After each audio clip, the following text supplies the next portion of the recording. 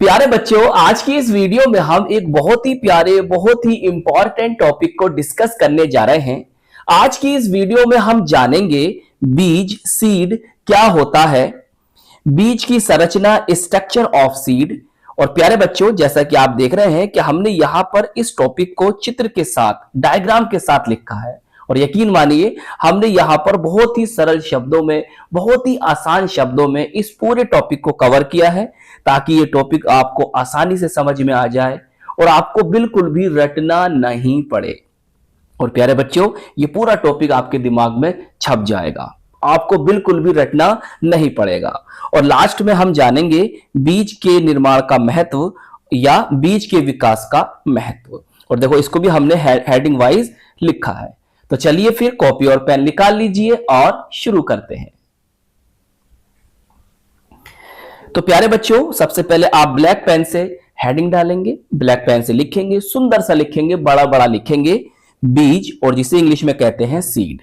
जैसा कि हम आपको बता भी चुके हैं कि बीज का निर्माण जो होता है वो बीजाण से होता है, ओव्यूल से होता है। अब सर, बीजाण क्या होता है, ओव्यूल क्या होता है?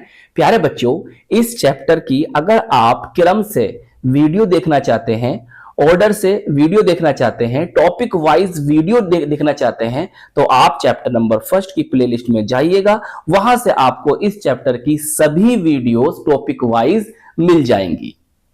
क्लियर? अब इस प्लेलिस्ट का लिंक मैंने आपको इस वीडियो के डिस्क्रिप्शन में दे दिया है।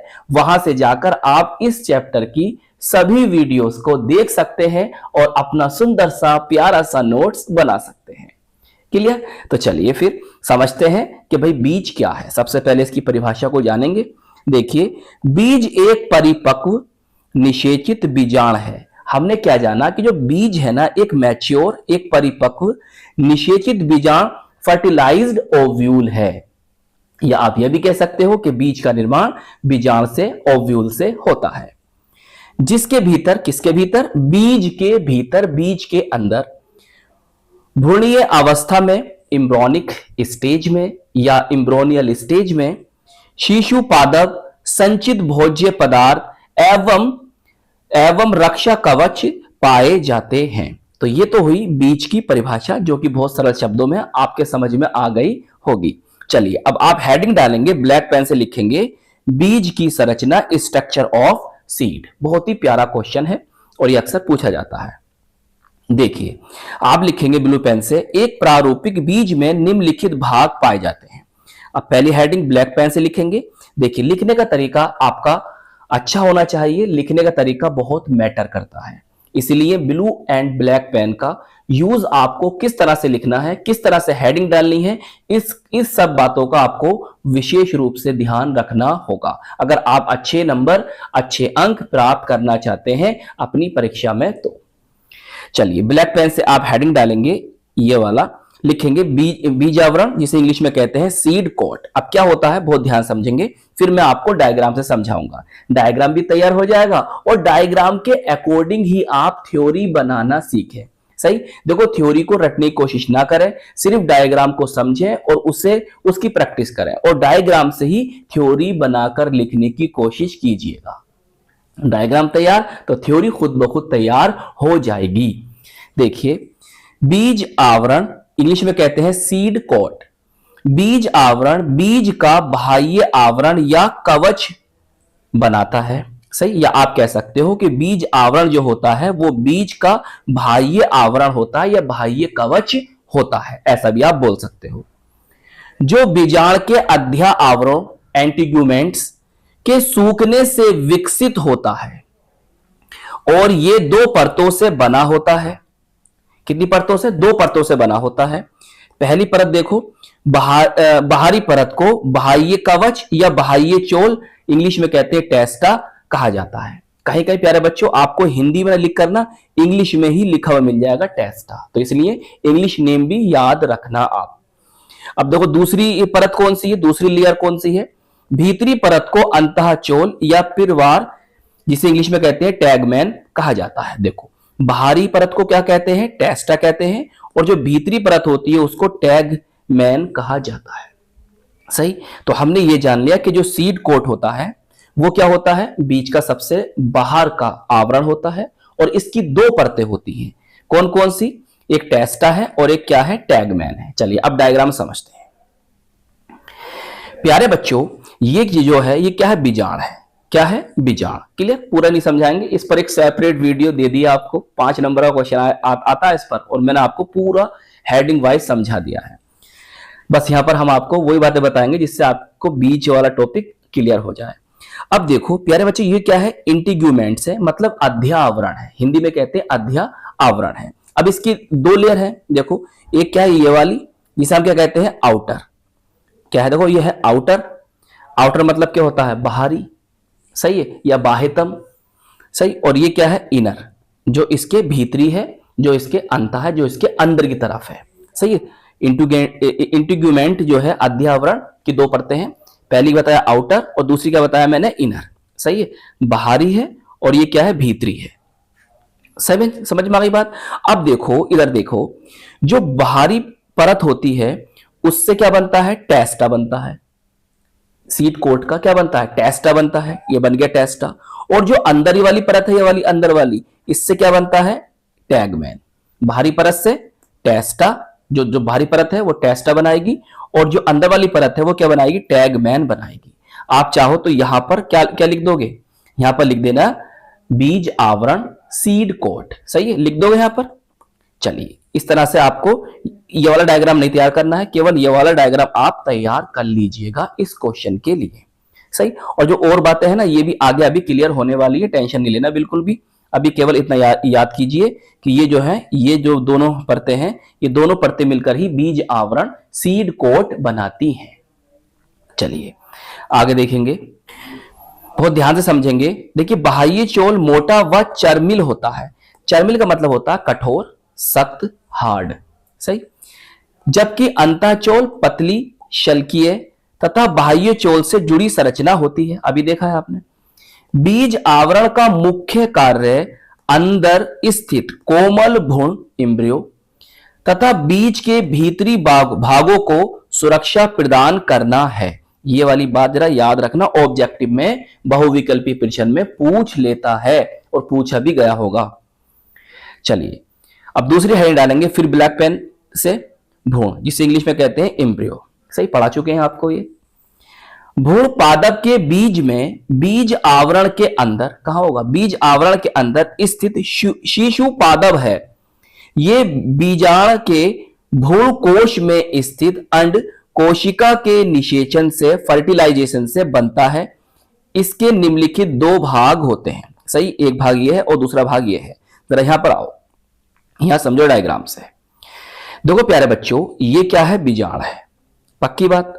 इसके अंदर जो आप ये वाली संरचना देख रहे हो, इसको हम कहते हैं एम्ब्रियो सैक और हिंदी में कहते हैं भ्रूण कोश, सही है। क्या कहते हैं, भ्रूण कोश।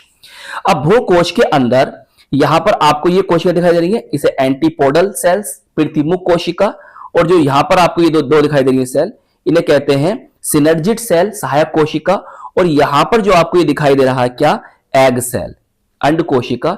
इसी के निषेचन से जब एक मेल गैमेट आता है, नर युग्मक आता है और वो एग सेल से मिलता है, तो उससे ही क्या होता है, एम्ब्रियो का निर्माण होता है, भ्रूण का निर्माण होता है।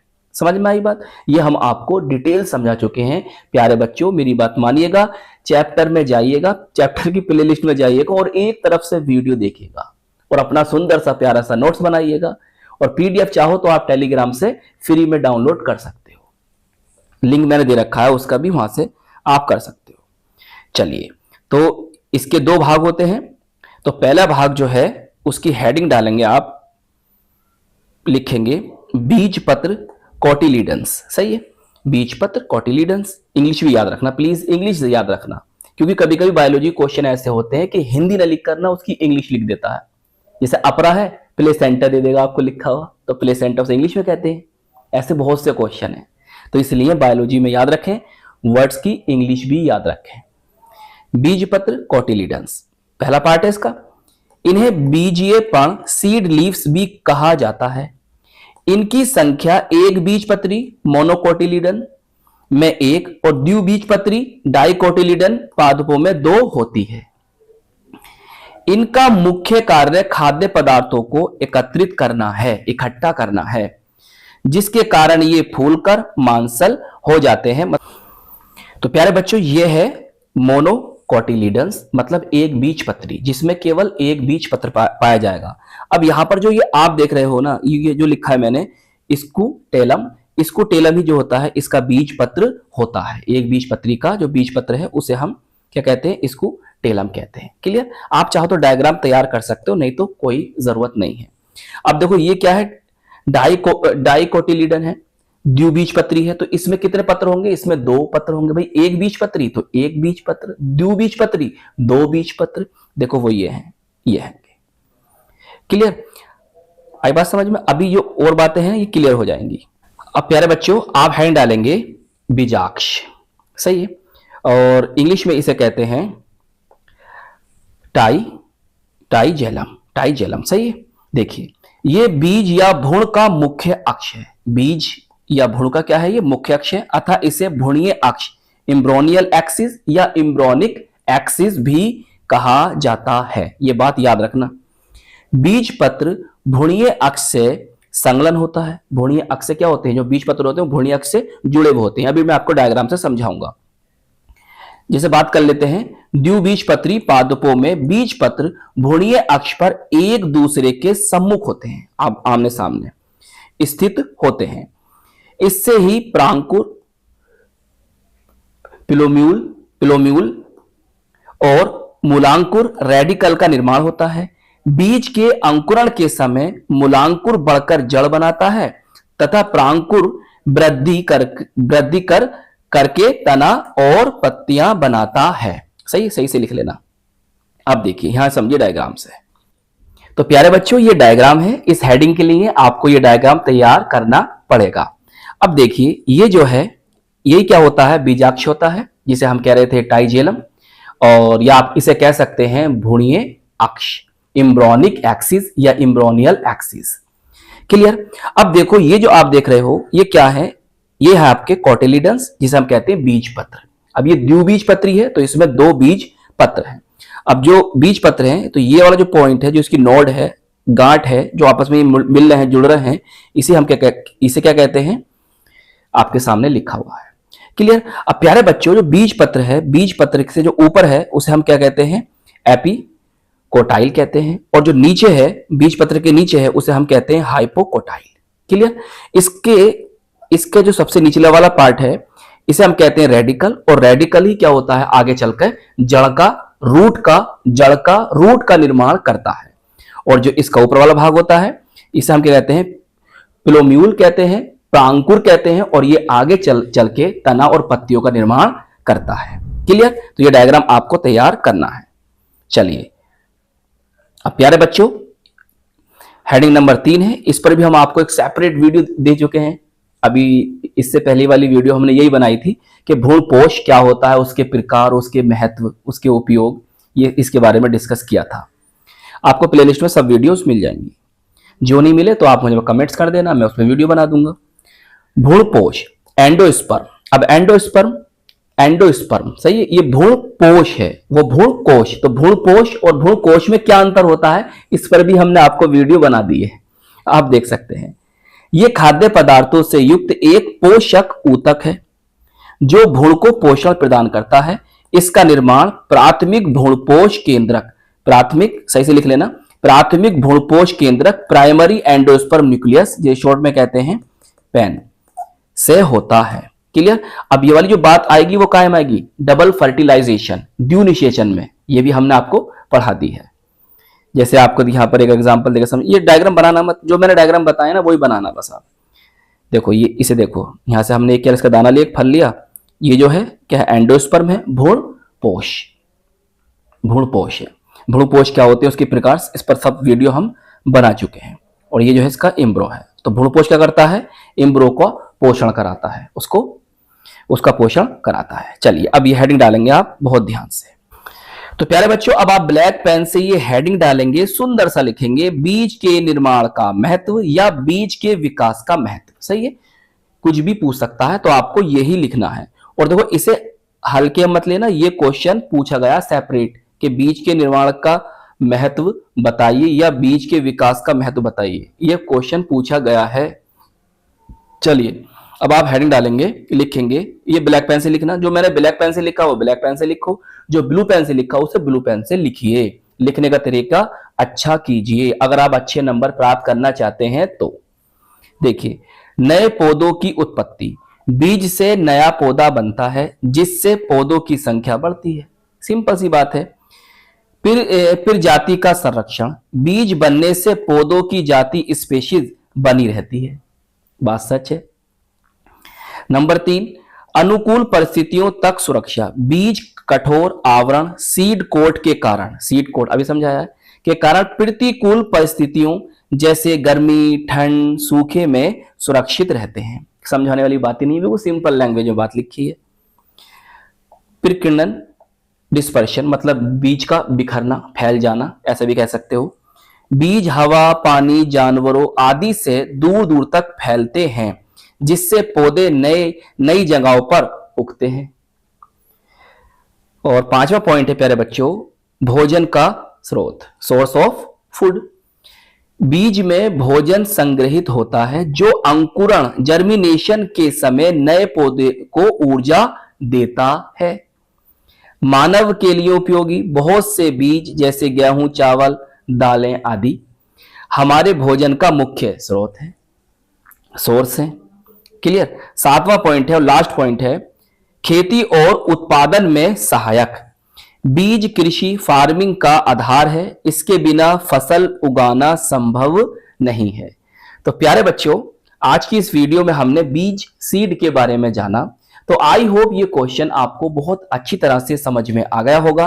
तो अब आप इस वीडियो को लाइक जरूर कीजिएगा, अपने दोस्तों में और अपने साथ के पढ़ने वालों में जरूर शेयर कीजिएगा। और अगर चैनल पर नए हैं तो चैनल को सब्सक्राइब भी कर लीजिएगा। हम मिलेंगे आपको इसकी नेक्स्ट वीडियो में। जय हिंद, जय भारत।